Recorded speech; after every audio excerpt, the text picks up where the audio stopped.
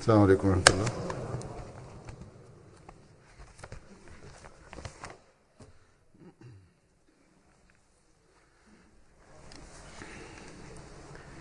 أشهد أن لا إله إلا الله وحده لا شريك له وأشهد أن محمدا عبده ورسوله أما بعد فأعوذ بالله من الشيطان الرجيم بسم الله الرحمن الرحيم الحمد لله رب العالمين الرحمن الرحيم مالك يوم الدين إياك نعبد وإياك نستعين اهدنا الصراط المستقيم صراط الذين أنعمت عليهم غير المغضوب عليهم ولا الضالين.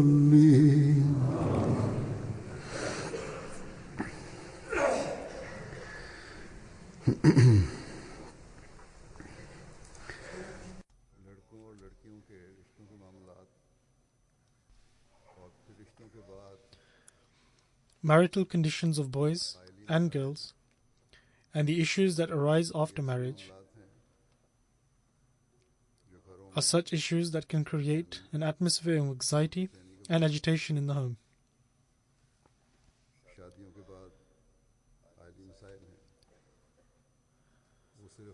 Domestic troubles arising after marriage become a cause of concern for not only the husband and the wife, but can also become a source of anxiety for both sets of parents.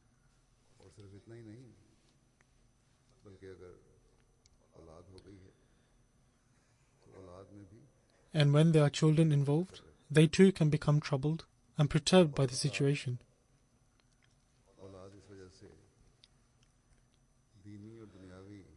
And consequently, on occasions, children drift away in both religious and secular spheres, which in turn causes more anxiety for the parents and the wider family.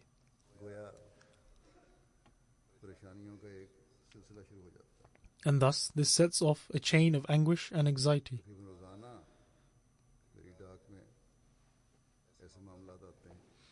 Almost every day, I receive mail to this effect, or verbally in personal meetings, people speak of their difficulties.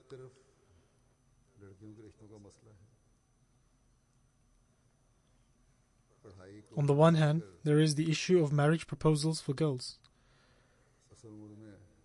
Citing education as a reason, girls do not marry at an appropriate age. When a girl is of marital age, it is said that she is currently studying. And when they do eventually marry, at a mature age, having completed all their studies, they cite a lack of mutual understanding as a justification for distances to manifest themselves in the relationship, and for the strains to manifest themselves.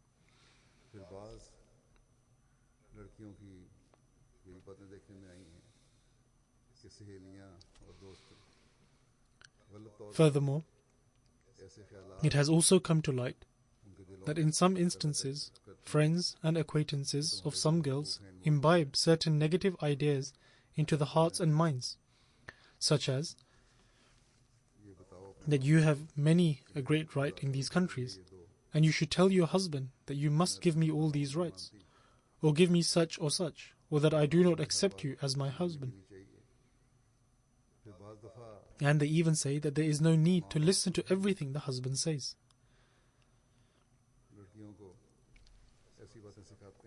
Sometimes the parents of the girl themselves teach their daughter such things, which destroy the trust between a boy and a girl, or a husband and wife. And alternatively, doubts and uncertainties begin to develop. Pakistan से यहाँ रिश्ता करवा कर आई हुई लड़कियां भी जो मगरबी ममालिक में आती हैं, यहाँ It is sad to see that girls from Pakistan who marry and move to Western countries become influenced by the atmosphere and surroundings, and then start making unreasonable demands. घर बसाने से पहले ही यहाँ पहुंचकर रिश्ते तो In fact, there have been some cases where on arriving here, Surat hall instead before even trying to build the marriage, the girl ends their relationship. बल्कि And this situation is not just with the girls, rather boys are also doing similar things. जो है इसी हरकतों की In fact, with respect to the boys, the situation is somewhat more extreme than the girls. और इसकी वजह यह है कि अक्सर लड़के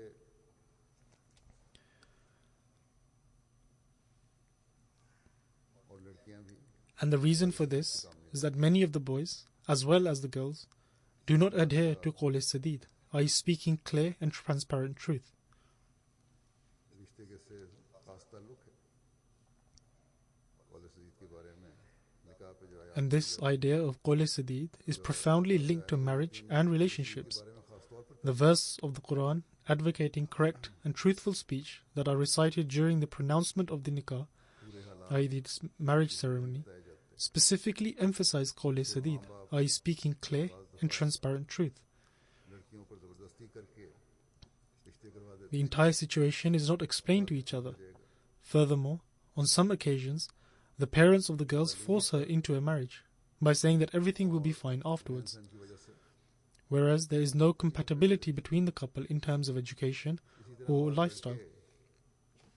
कहीं और दिलचस्पी रख रहे होते हैं Similarly, some boys are interested elsewhere, माँ बाप के सामने but they are unable to reject the proposal offered to them by their parents, Pakistan में शादी कर लेते हैं या resulting in them marrying in Pakistan, or they are wedded amongst family friends. और फिर कुछ अरसे बाद उन बेचारी लड़कियों पर जुल्म होना शुरू हो जाता And then, after some time, the innocent girl is tormented, है पहले उस first by her husband, खामों की तरफ से जुल्म होता है फिर वही ससुराल या सास and then the same in-laws or the mother-in-law who brought the girl into their home with great passion begin to commit injustices against her, बहरहाल resulting in the rest of the family to follow suit in tormenting her. हैं ये लड़कियां हैं Nonetheless, whether it is the boy or the girl, or the in-laws of one side or the other, 100% it is not possible to place all of the blame on one party. इन सारी बातों पर बाज़ हालात में लड़के कसूरवार होते In some cases, the boy is at fault, and on other instances, it is the girl. हैं फिर आइली मसाइल जैसा कि मैंने कहा बच्चों पर भी असरअंदाज होते And as I mentioned before, that these domestic issues have a negative impact on the children. हैं काफ़ी अरसे के बाद अच्छी भली ज़िंदगी गुजारने के बाद एकदम After having a few children together and living a comfortable life, the man all of a sudden decides कि मेरा अपनी बीवी that he is now unable to cope with his wife, इसलिए मैं दूसरी शादी करने लगा and therefore he will marry again, तो मैं तलाक देने or he decides to divorce his wife completely. एक अरसे के बाद बीवी कहती है कि मैंने अपनी ज़िंदगी Or, on the other hand, इस शख्स के साथ after a long time has elapsed, the wife says that she does not wish to spend her life with her husband, इसलिए खुला लेने or that she has spent many years suffering due to him, and now she is unable to cope, दूँ and therefore she files for khula, i.e. separation. खुला की जो निस्बत है Here I would also like to mention से ज़्यादा है that within the Jamaat, the khula, i.e. when the woman files for divorce, that rate is higher than the talaq, i.e. when the man files for divorce. बच्चे मुतासर होते This means that the number of cases of khula are greater than the number of cases for talaq. हैं रखने वाले Nevertheless, in such circumstances, the children are greatly affected. साबितशुदा है कि माँ बाप Even from the surveys of worldly organizations, जिसके पास भी बच्चे it is proven that once a mother and father have divorced, there is always a psychological or moral deficiency in the children, के लिहाज से or they suffer in certain other aspects, irrespective of which parent they live with. बहरहाल इन जिम्मेदार कोई भी हो Nonetheless, whoever is responsible for creating such painful circumstances, पर इल्जाम देते whether it is the boys who level allegations against the girls, हैं और ये कहकर देते हैं कि मगरबी माहौल में लड़कियां and do so by saying अपने career that due to the atmosphere of the West, परेशानी पैदा करते girls are creating problems by focusing on their careers and are failing to fulfill their responsibilities towards the marriage. हैं हम बाज़ वजूहात की वजह से वालिदैन के साथ रहना चाहते Or they say that owing to certain circumstances, they wanted to live with the parents, हैं या but the girl did not wish to do so. इल्म नहीं Or they say that they have no grounding in religious knowledge. या लड़के से गलत तवक्कुआत रखी जाती हैं Alternatively, on occasions, there are unreasonable expectations placed on the boy, such as he should buy a new house immediately, or that a house should belong to him. मियां बीवी के मामलात में लड़की के माँ बाप की दखलंदाजी है Furthermore, in terms of the relationship between a husband and a wife, there is the interference from the parents of the girl. शिकवे पैदा होते हैं Also, misgivings arise as a result of not declaring the entire situation or not saying the right word. कि college से दी As I mentioned before, people do not speak the entire truth, which is extremely important. लड़कियों के दिलों में बाज़ बातें लड़के और उसके घर वालों के लिए होती हैं Similarly, girls have certain perceptions about boys and his family. कि लड़की के माँ या अजीज For example, the mother of the boy or other close relatives constantly praise the boy in front of the wife, करते रहेंगे कि हमारा लड़का ऐसा saying that their son is like such and such, को किसी न किसी बहाने with the intention to portray the girl as inferior in one way or another. मसलन छोटा कद है मोटी है For instance, they will say the girl is short, or that she is overweight, अगर or that she does not have a fair complexion. किसी वजह से कोई मुलाजमत कर रही है And if the girl has a job, ताने मिलते हैं even then she is taunted for working. फिर लड़के लड़की के ताल्लुकात हैं Then there is the relationship between the boy and the girl, i.e. the family of the husband interfere in the relationship of the husband and wife. लड़के लड़कियों को ये भी शिकवा है कि लड़के अपनी जिम्मेदारी शादी की पूरी नहीं करते अपनी Some girls have complained that boys are failing to fulfill the obligations of marriage, and they do not have a sense of responsibility. और लड़के अमूमन यहाँ के माहौल के ज़रिए से यहाँ 25 साल 26 Under the influence of this society, if a boy of 25 or 26 is asked that he is now of age for marriage, यहाँ के they reply by saying, I am still young and therefore I am unable to marry at present. लड़कों में और Asian origin के लड़कों में भी And due to the local environment, this issue is prevalent even amongst Ahmadi youths of Asian origin, और जिम्मेदारी नहीं who say they are young and unable to bear the responsibilities of marriage. और जिम्मेदारी नहीं निभा सकते If they are young and are unable to cope with the responsibilities of marriage, then what is use of marrying at all? शिकवों का ये सिलसिला चलता है और दोनों तरफ से चलता चला जाता है Nonetheless, a chain of grievances from both sides begin and increase from there on. इसी तरह कई साल जिंदगी गुजारने के बाद In a similar manner, as I mentioned earlier, having spent many years living together, बच्चे बड़े होने and when children are growing up, फिर शिकवे पैदा होते grievances between couples occur, हैं और सिर्फ बचकाना बातें होती which in essence are matters that are childish हैं सबरी and are as a result of impatience ऐसी बात or keeping with the wrong company or wrong friendships. और अगर एक फिक्रे में इन मुख्तलिफ उम्रों के And if one was to sum up the reason for the domestic issues of all the age groups in one phrase, ये है that would be कि दीन से दूरी है that people have moved away from religion. तालीमात से लाइल्मी है There is unfamiliarity of religious teachings और दुनियादारी और दुनियावी and a lack of interest in them, बस अगर इन मसाइल का हल as well as an increase in the desire for worldly pursuits. तालीम की रोशनी में करना Thus, if we wish to find a solution to all these issues, then we must search for them in light of religious teachings. कि हम दीन को दुनिया पर मुकद्दम कर On the one hand, we count ourselves to be Ahmadis दीनी तालीमात and have vowed to give precedence to faith over all worldly pursuits.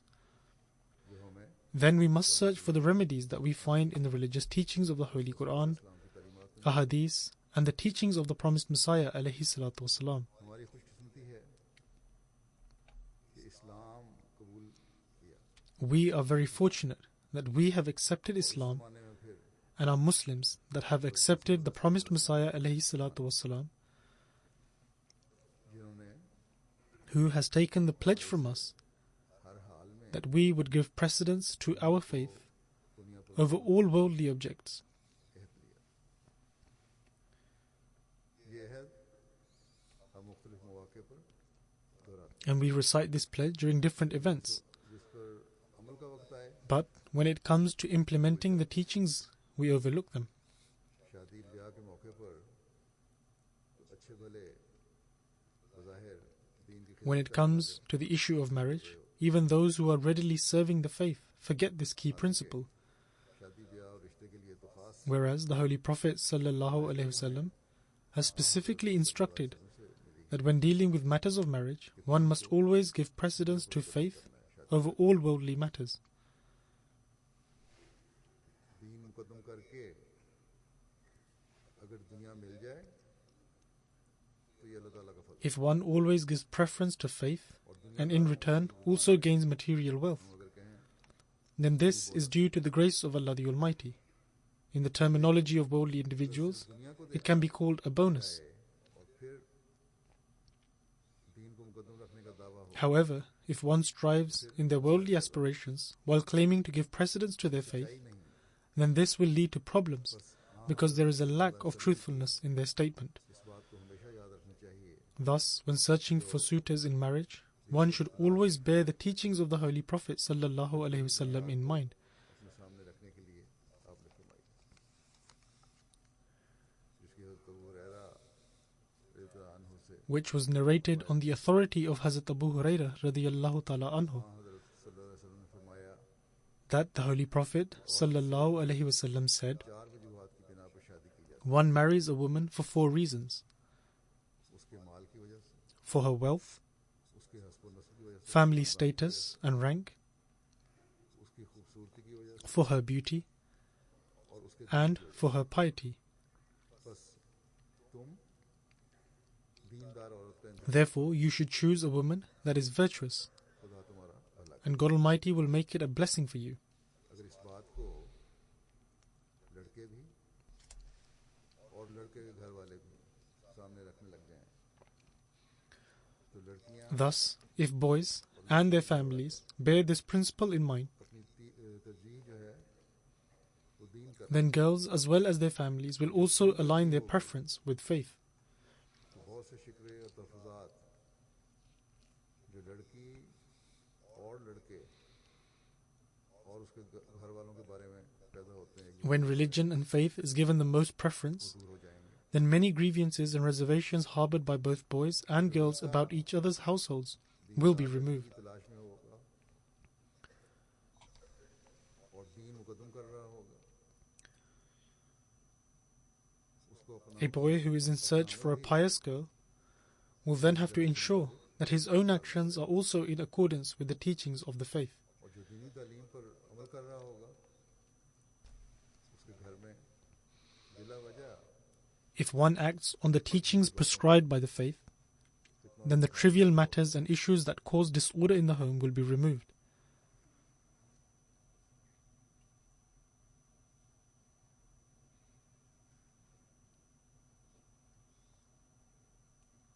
और ना ही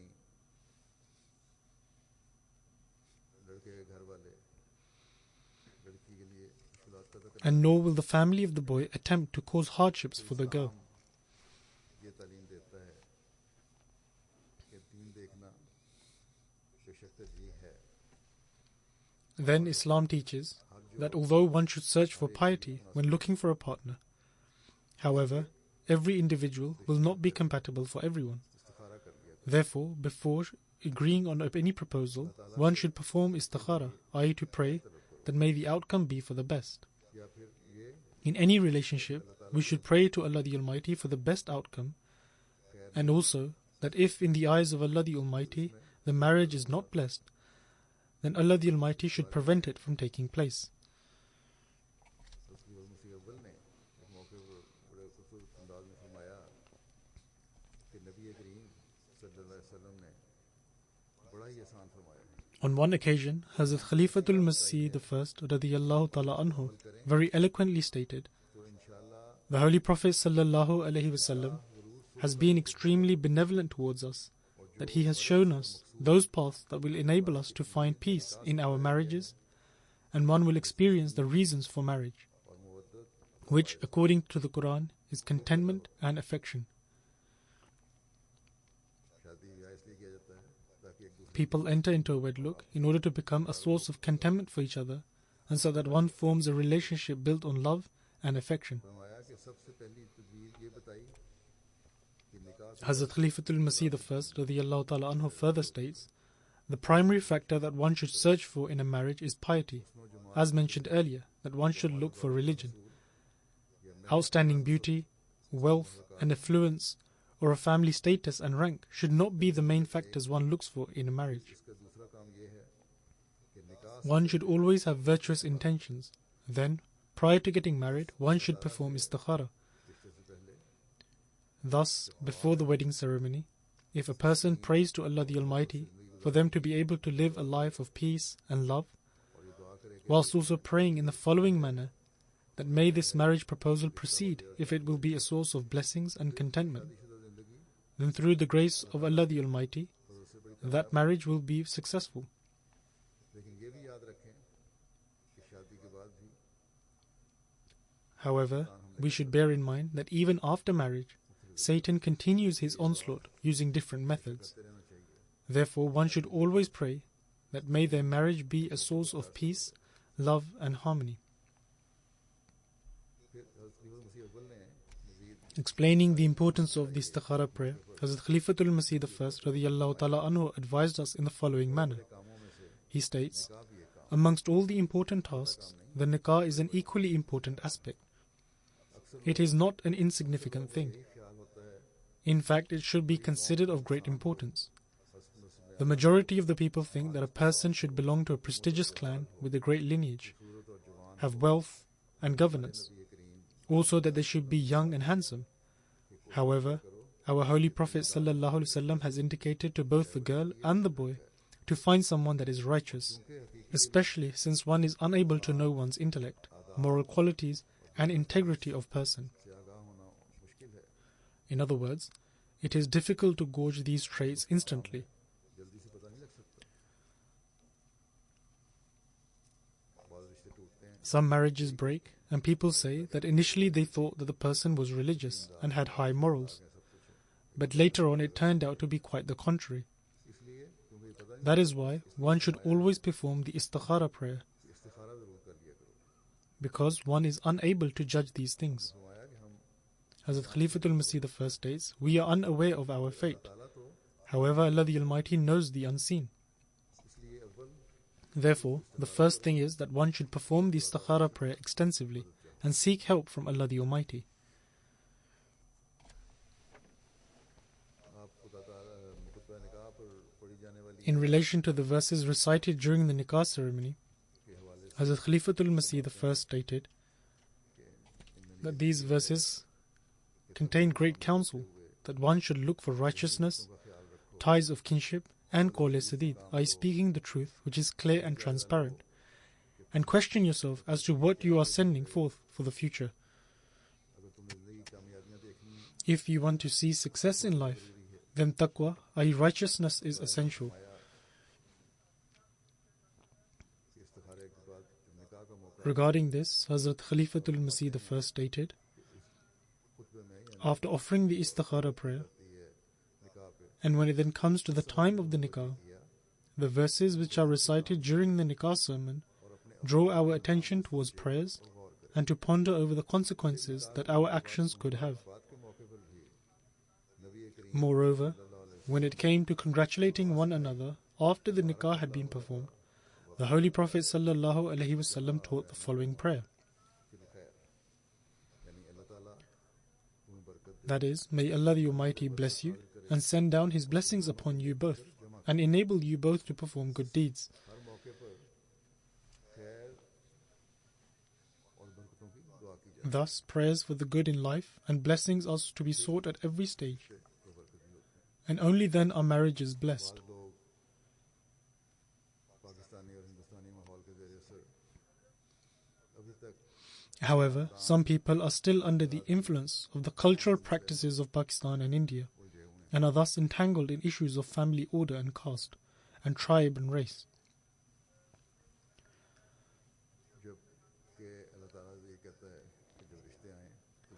Whereas Allah the Almighty has stated that when a proposal for marriage comes, then one must pray.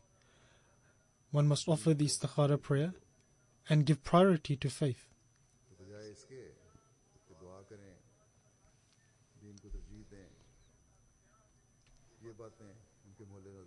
However, such people completely lose sight of this and instead focus on clan and tribe.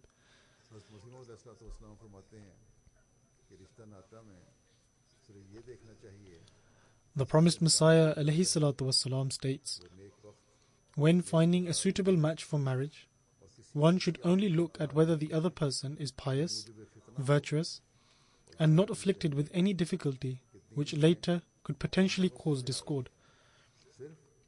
Remember that in Islam, one's tribe and race is not a means of distinguishing one from another. Rather, it is only one's level of taqwa and piety. Thus, this is the fundamental condition that one should look at, i.e. the level of taqwa. Everything else comes under harmful innovations. However, there is an instruction in regards to taking into account one's own family, i.e. selecting a partner for marriage from within one's own family. And one must certainly take this into account. But even then, one does not have to strictly follow it.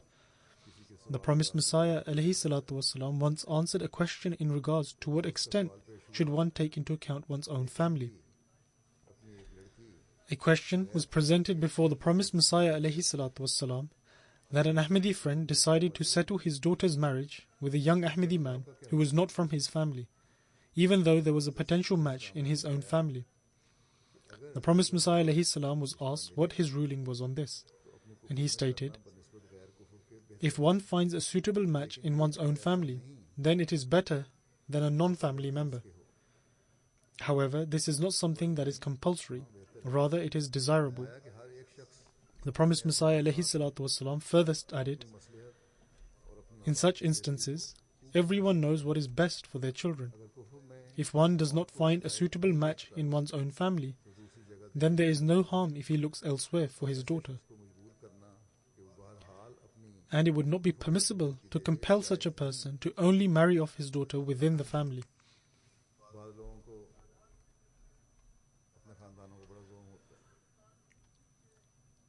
Some people take great pride over their family status. A person of a similar nature was once caught out by Hazrat Khalifatul Masih I. On one hand, they have great pride, and yet their own state of affairs is completely contrary. Hazrat Muslim Maud radiyallahu ta'ala anhu relates that a person once came to Hazrat Khalifatul Masih I and said that he was a Sayyid, i.e. a descendant from the lineage of the Holy Prophet sallallahu alaihi wasallam, and said his daughter was getting married, and so he required some help from Hazrat Khalifatul Masih I in this regard. Hazrat Khalifatul Masih I replied that he was willing to give exactly the same items to him as the Holy Prophet ﷺ had gifted to his daughter Fatima for her dowry. Upon hearing this, he immediately responded that this will be a source of great disgrace for him. Giving dowry has become very customary these days and also causes many issues to arise. Hazrat Khalifatul Masih I radiyallahu ta'ala anhu replied, is your sense of honor far greater than the Holy Prophet's? Your honor lies in being a Sayyid. Therefore, if by giving this amount of dowry did not cause any disgrace to the Holy Prophet, then how can this be a cause of disgrace for you? On the one hand, you say you are a Sayyid, then how can this cause you to be disgraced?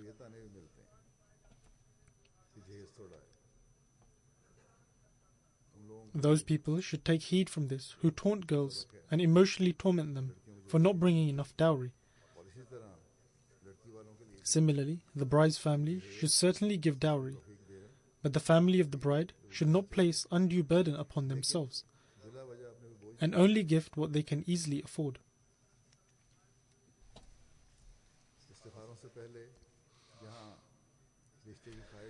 If there is genuine interest in a particular proposal, then before seeking the istikhara prayer, both parties should see one another. It has been reported by Hazrat Abu Hurairah radiyallahu ta'ala anhu that he was in the company of the Holy Prophet sallallahu alaihi wasallam when a companion came to the Holy Prophet and said that he has sent a proposal for marriage to one of the women belonging to the Ansar, i.e. those who originally belonged to the city of Medina. The Holy Prophet sallallahu alaihi wasallam inquired that had he seen her, to which he replied that he had never seen her. The Holy Prophet sallallahu alaihi wasallam instructed the companion to see her once, because the eyes of the Ansar have something particular in them. Therefore, there is nothing wrong if the boy visits the house of the girl and sees her. However, when the Rishta Nata department presents potential marriage partners, then at times, certain families from the boy's side display extreme arrogance when visiting the girl's house.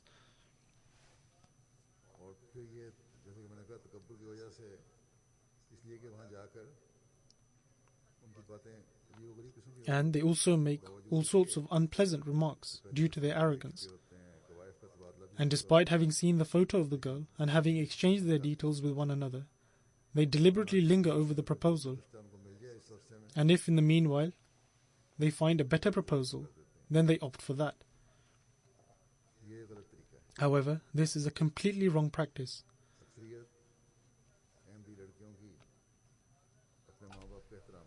Majority of the Ahmadi girls respect their parents and they accept the marriage proposals they suggest. But, as I mentioned, that in certain cases, boys visit the girl's house and then remain silent.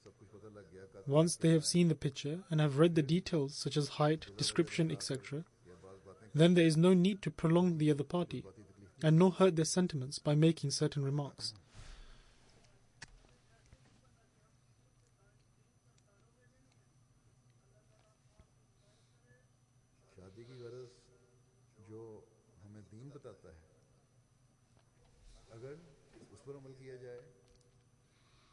If one truly understands the purpose of marriage, then the sentiments of women will never be hurt.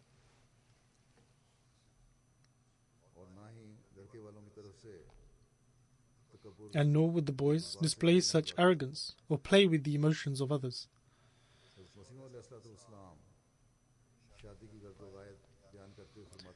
Regarding the objectives and purpose of marriage, the promised Messiah ﷺ states, "The Holy Quran has taught us that one should have a nikah in order to safeguard one's chastity." What is the purpose of nikah? It is to safeguard one's chastity and to acquire righteous progeny. Once the marriage has taken place, then one should pray for a righteous progeny. Just as Allah the Almighty states, "Muhsinina ghayra musafihin." In other words, one must have the nikah done with the intention of safeguarding themselves in the citadel of taqwa, i.e. righteousness and chastity. The word muhsinina also signifies that one who does not get married will not only face spiritual affliction, but also physical affliction. Thus, it is evident from the Holy Quran that marriage has three purposes, and these alone should be the objectives when one is getting married, and they are to safeguard one's chastity, maintaining one's physical well-being, and acquiring offspring. Therefore, if this is kept in view, then such issues will not arise at the time of considering marriage proposals. Also, at the time of choosing a partner for marriage, instead of looking at worldly aspects, one should give precedence to faith before considering anything else.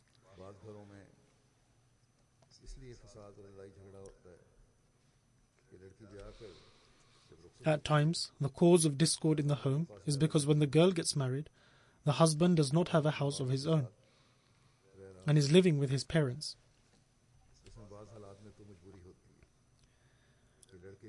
Sometimes this is because the husband does not have a high enough income, or he is still studying and therefore has no other choice. And so the girl should also understand the husband's situation, and due to his income he cannot buy a house yet, and therefore she should live with the in-laws for the time being.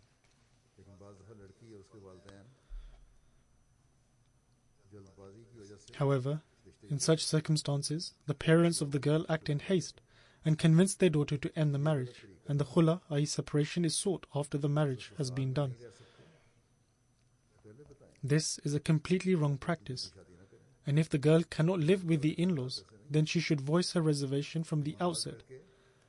And if the boy does not have such circumstances, then they should not be so hasty in getting the marriage done.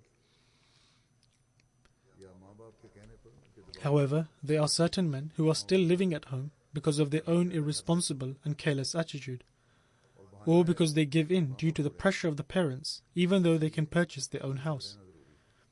And instead, they cite the excuse that since their parents are elderly, therefore they need to stay with them, even though their other siblings live with their parents. And even if their siblings do not live with them, however, their parents are more than capable to live on their own. But it's simply due to the stubborn nature of the parents. What does Islam say in this regard? Allah the Almighty states in the Holy Quran,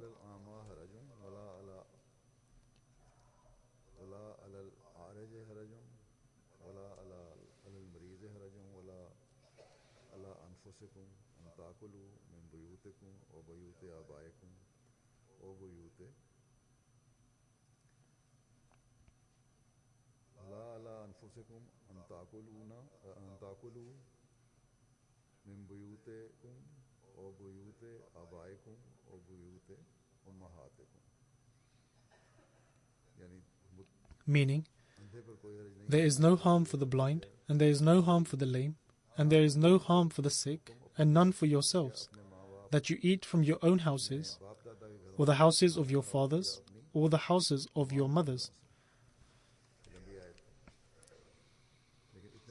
This in fact is a part of a much longer verse. However, Hazrat Khalifatul Masih I, radiyallahu ta'ala anhu, has given a beautiful commentary of just this part of the verse. Hazrat Khalifatul Masih I, radiyallahu ta'ala anhu, states, people from the subcontinent often claim about the dispute between the daughter-in-law and mother-in-law in the home. However, if people properly adhere to the Quranic teachings, then such problems will never arise, because the Holy Quran clearly states that each should be living in their own house. The mother should live in her house, and the children should have their own. Hence, they have the permission to eat from their house. Therefore, they should have their own homes, unless one's circumstances do not permit. By having their own houses, not only will it cause the issues between the mother-in-law and the daughter-in-law to end, and between the wife and sister-in-law, but it will also make the husband and wife become aware of their sense of responsibility. I would also like to add here that before the marriage, there are certain families of the girl's side who ask the boy whether he has a house of his own. And if he does not, then they refuse the proposal, and this is also a completely wrong practice. Instead of judging by worldly standards, the girl's side should look at the boy's level of faith, because eventually one is able to acquire a house of their own, providing there is love and affection in the home. Similarly, I also received the complaint from certain countries that certain people do not marry their daughters to our missionaries who are graduating, because these missionaries are life devotees. And this is also wrong, because one should give preference to faith. Then Allah the Almighty has instructed men to not quickly react and pass a judgment if their wives say something. Also, they should not treat them unkindly, and nor should they express displeasure at what they say. Allah the Almighty states,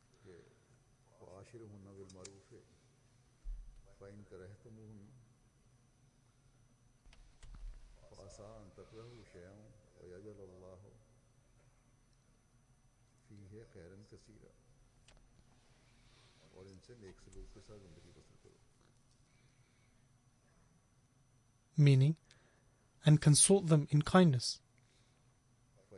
And if you dislike them, it may be that you dislike a thing wherein Allah has placed much good. तकरहु शयअन तो मुमकिन है तुम एक चीज़ को नापसंद करो और अल्लाह ताला इसमें बहुत भलाई रखता है बस खलीफत मसीह अव्वल इसकी वजाहत करते हैं कि फरमाते हैं कि अजीज़ो O dear ones, if you dislike something in your wife, even then you must treat her with kindness. Allah the Almighty states that He shall place much good in them, and it is possible that something may in reality be a quality, but you perceive it to be as something bad. There are certain husbands who are quick in divorcing their wives, or they treat them unkindly, or do not take care of their sentiments and feelings, or they dislike something they say, and as a result treat them inappropriately. Therefore, this advice is for them, that they should treat their wives with kindness.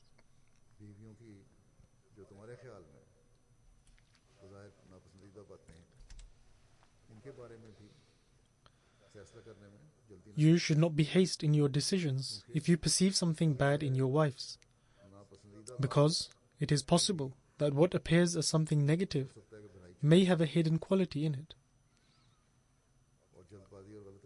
And thus, due to your hastiness and wrong treatment, you may become deprived of it.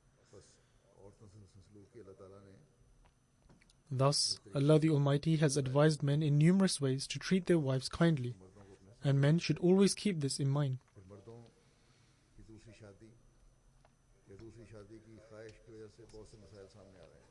Another factor which is a cause of creating issues is when men decide to marry a second wife, or express the wish of a second marriage. However, although Islam has permitted marrying more than once, but there are certain circumstances, and its conditions must be met.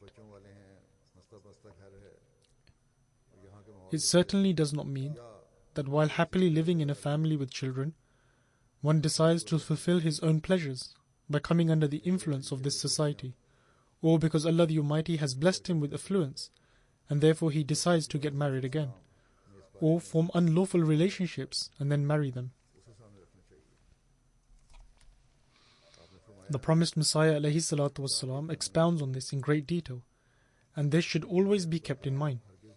The promised Messiah ﷺ states, "The law of God Almighty should not be used contrary to its purpose, nor should it be invoked to serve as a shield for self-indulgence," i.e., one should not use the laws of God as a means to fulfill his carnal passions. The laws of God Almighty should not be treated in this manner.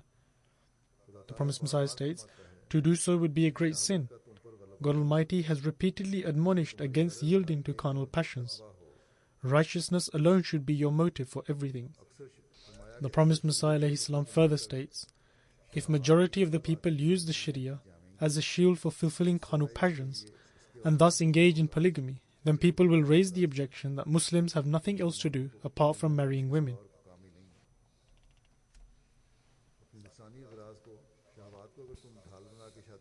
It is not permissible to use this as a shield and marry women in order to fulfill one's carnal desires. It is completely wrong to form relationships with other women and marry them and then disown your own wife. This is a completely wrong practice, and as the promised Messiah said, that people will be correct to raise the objection that Muslims have nothing else to do apart from marrying women.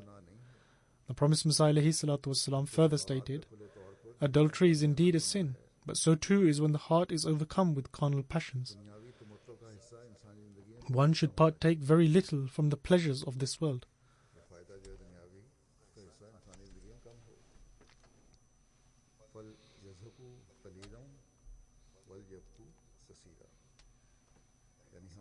In other words, become the embodiment of they must laugh little and weep much.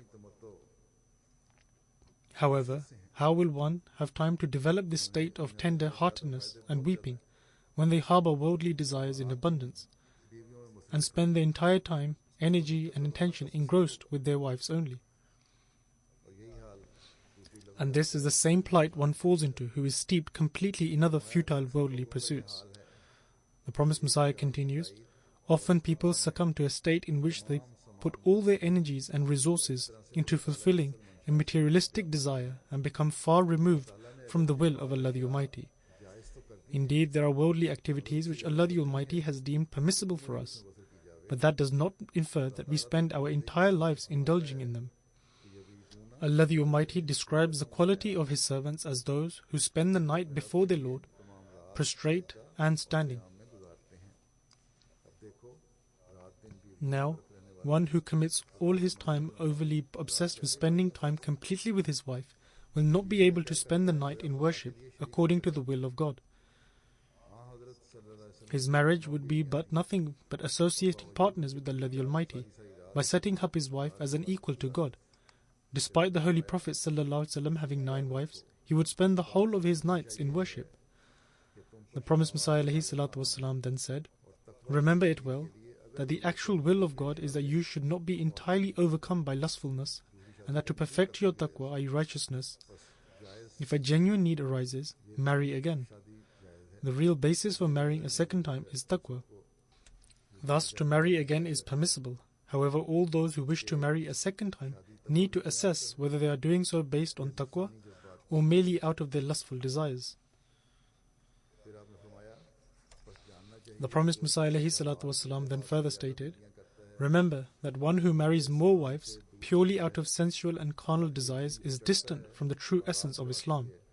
It is a sign of one's ruin if in every day that rises and night that falls, he does not face difficulties and suffering, and is not ready to take any pain and just wants a rosy life, and weeps little or none and laughs more."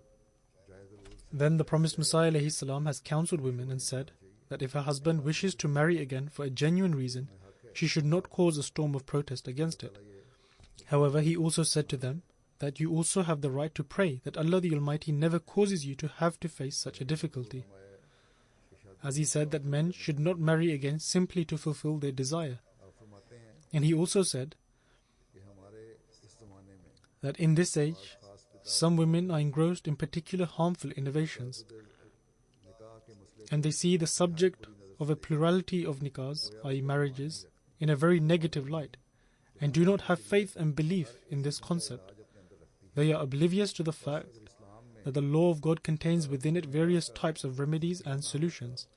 If Islam did not have the concept of more than one nikah, then in compelling situations that arise where a man needs to marry a second time, there would have been no solution offered by the Sharia, i.e. the law of Islam.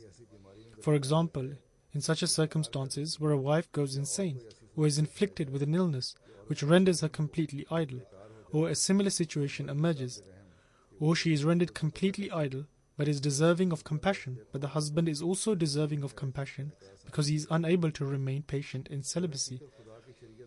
In such a plight, it would be cruel upon a man's faculties to not allow him to marry a second time. In reality, the law of God has left this avenue open for men by keeping the aforementioned factors in consideration, and has also kept paths open for women in compelling circumstances, that if her husband is rendered idle for any reason, she can see khula through the relevant authority, which is equal to talaq. The law of God is like a medical store, giving or selling medicine. If the store cannot even provide medicines for all types of ailments, the store would not be able to run properly.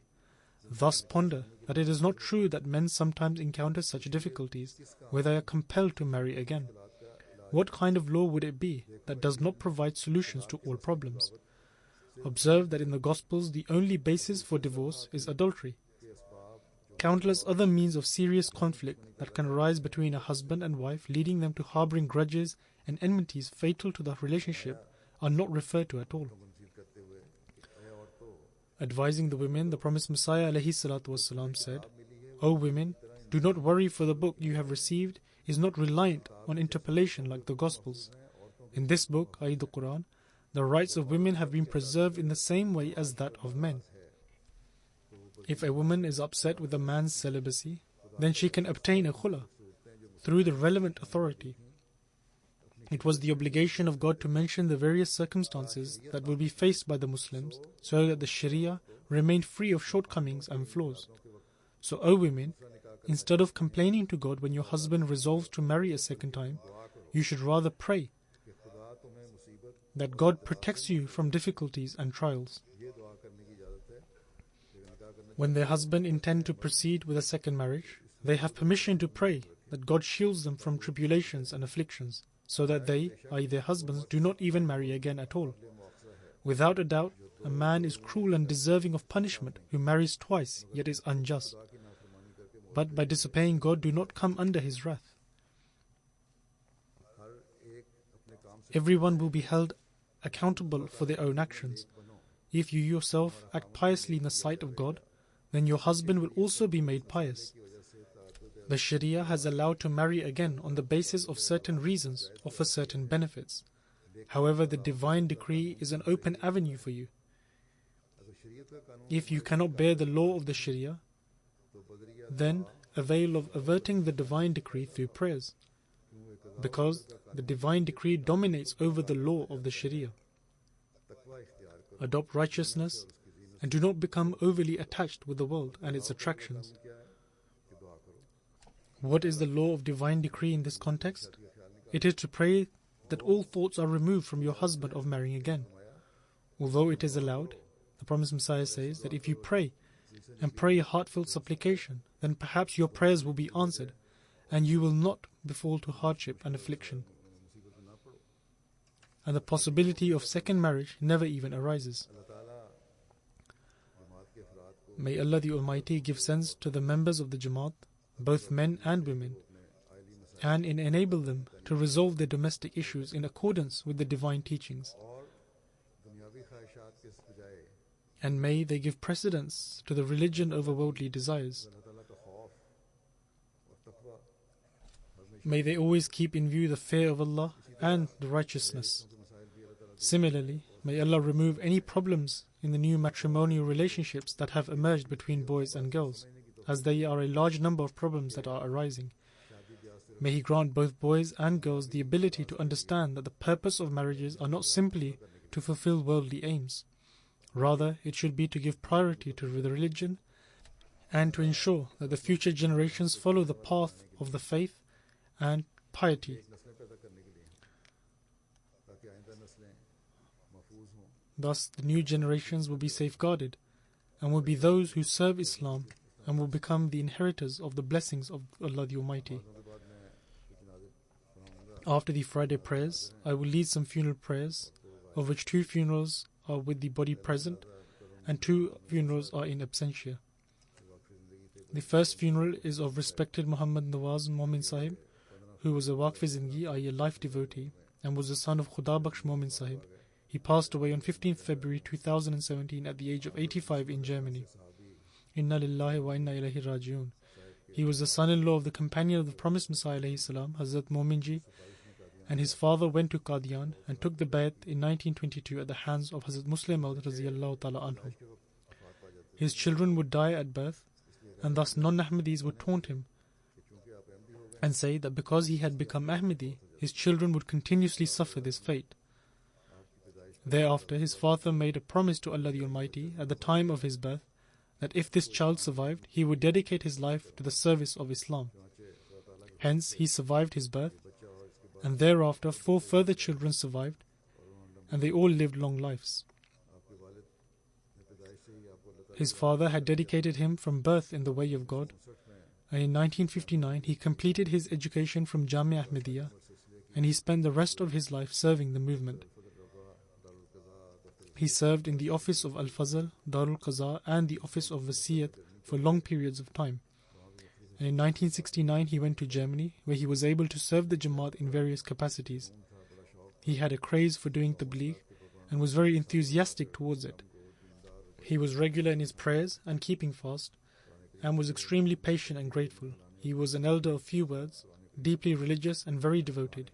He had boundless love for the Holy Quran and was zealous to spread its knowledge and to teach it with tartil. The deceased was a Musi and leaves behind in his family 1 daughter and 1 son.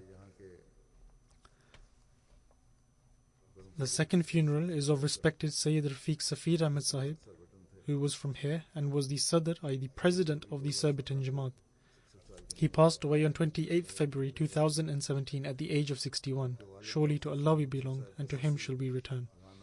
His father, Dr. Safiruddin Sahib, was the first principal of the Ahmadiyya Secondary School in Kumasi, Ghana. Sayyid Rafiq Safir Sahib was born in London and was engaged in serving the Jamaat from childhood.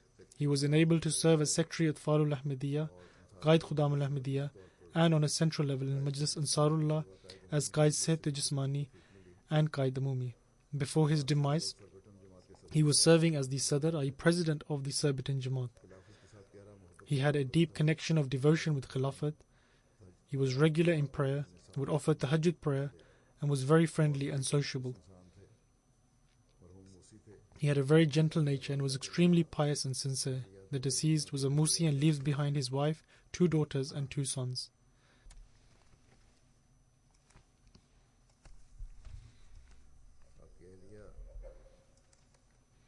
His wife writes, he had a very soft-hearted and gentle disposition. He would draw his children's attention towards prayers with a great deal of love and concern, and he would lead congregational prayers. From the time of our marriage until the end, he remained engrossed in serving the Jamaat. It was his habit to resolve people's problems and help them financially. He was a very righteous person of simple nature and was highly moral.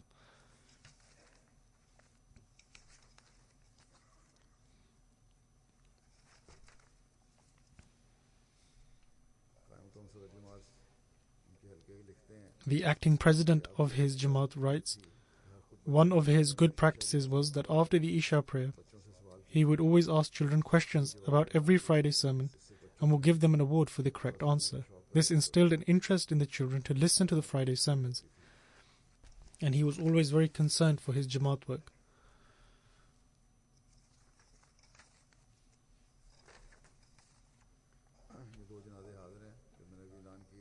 Both the aforementioned funerals I have announced are with the body present.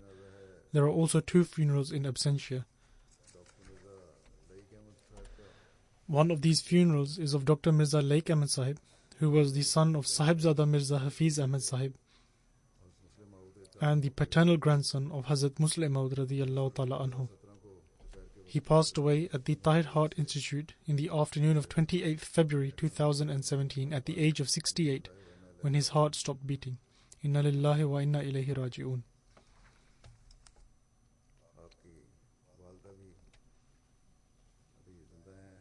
His mother is still alive, and may Allah the Almighty enable her to bear this loss.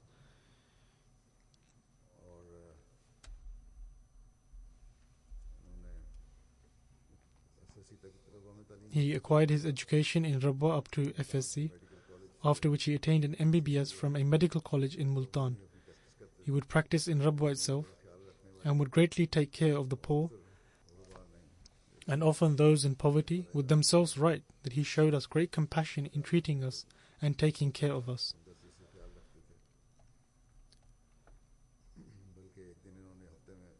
In fact, he had dedicated one day in the week to treating those who were poor for free. And in addition to this, he would also treat workers of the Jamaat for free. His first marriage was with Sayyidah Faiza Sahiba, from whom he has 2 sons. His second marriage was with Amtul Shukur Sahiba, the daughter of Hazrat Khalifatul Masih III. May Allah the Almighty grant the deceased mercy and forgiveness.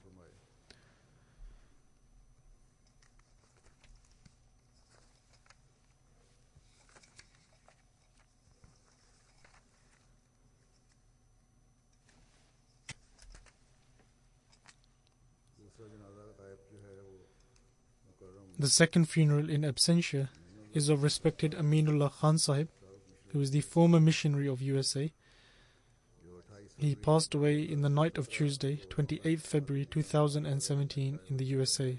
Inna lillahi wa inna ilayhi raji'un. The deceased was enabled to serve as missionary in the USA, Liberia and England. He was born to Abdul Majid Khan Sahib of Nirowal in 1936. From childhood, his parents had dedicated his life to serving the Jamaat based on an appeal of Hazrat Khalifatul Masih III.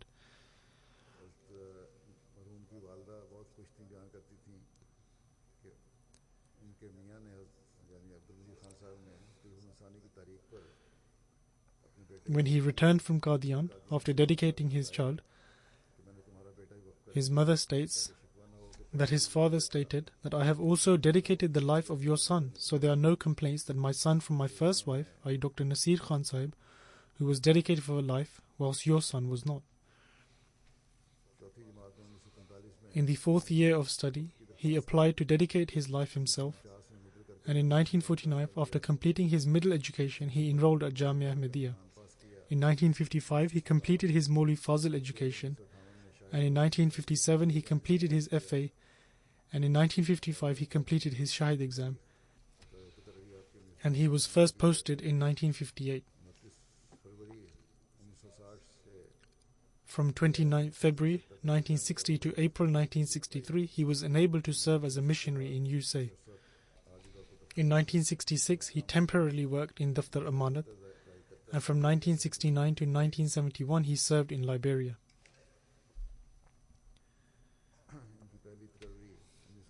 His first posting in the USA was in 1960 when he was 23 years old.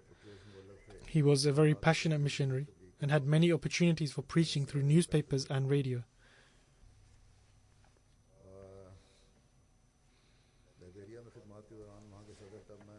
During his services in Liberia, he would be invited to the monthly meetings, and the president, Tubman, would ask him to lead silent prayers.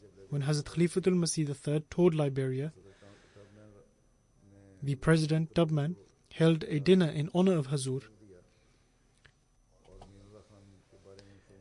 And regarding Aminullah Khan Sahib said that he is very forceful. And Hazur replied that he is forceful without using any force. Aminullah Khan Sahib was also posted to England, where he served until 1970. Then he had to retire due to ill health. He was married to Bushra Shah Sahiba, daughter of Iqbal Shah Sahib, who was the granddaughter of Walayat Shah Sahib, a companion of the promised Messiah alayhi salatu wassalam.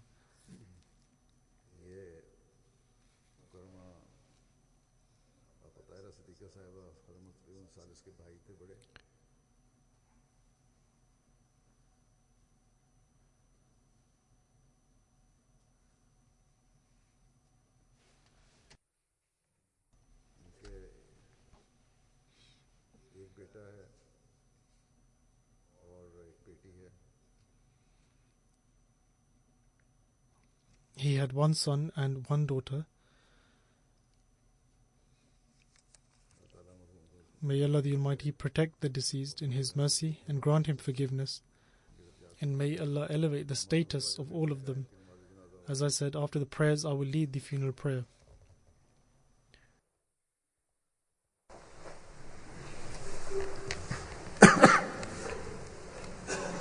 Alhamdulillah.